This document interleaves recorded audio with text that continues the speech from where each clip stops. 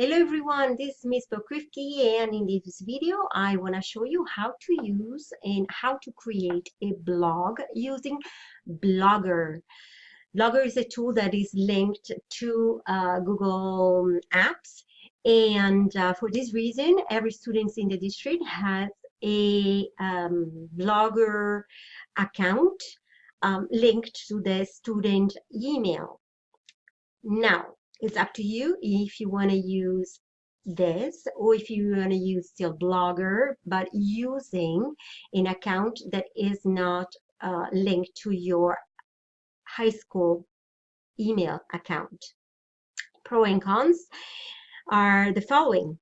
Once you leave high school, the email goes bye-bye, and so your ability to access to Blogger. If you want to keep a blog even after high school, I would recommend you to use your personal email account. This is just my opinion. So first of all, open a search engine and type Blogger. You can select blogger.com. And when you're here, again, if you want to use your high school identity, you can click on sign in and it will take you directly into Blogger from your student ID. Otherwise, you just create your blog. So I clicked on sign in and it uses my school district account. I can double check it because here it shows Emanuela Pokrivki at g.kpbse.org. So here I will create a new log, just very simply click on it. Now I'm asked to add a title, and so I will enter my 2018 blog. You can write anything you want. And the address of what you can have as an address, and I put EMP 2018 blog. So, and now you can select any sort of theme that you like. Now, for sake of time, I'm just picking the first one, and I click on create blog. Once I am done with the creation of my blog, I have, no, thank you. I don't want to have to pay for the creation of anything. So once I am done, I can go on the setting. And here I will have my blog address.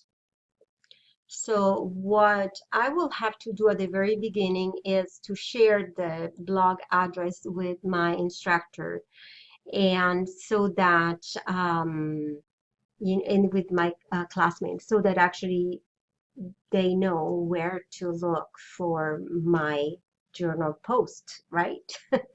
So this is what I do. I would just copy this section, and I will share it with my instructor, and obviously I will receive direction from the instructor where to post my blog address. If I want to change the title of my blog, I can always do it. If I want to add the description of my blog, I can do it.